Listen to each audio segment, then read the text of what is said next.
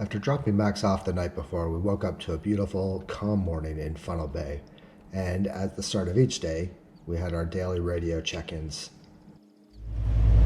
Bella Breeza, Whitsunday, okay?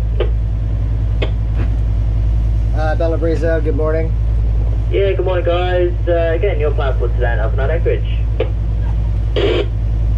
Bella Breeza, we're planning on heading around past Hamilton Island and then up into Stonehaven to try to pick up a mooring in the sort of midpoint of Stonehaven. Yeah, copy that. So heading through Solway Passage and Fitzallen and then heading north to Stonehaven. That's your rough route today, over. Bella Breeza, yes, that's it.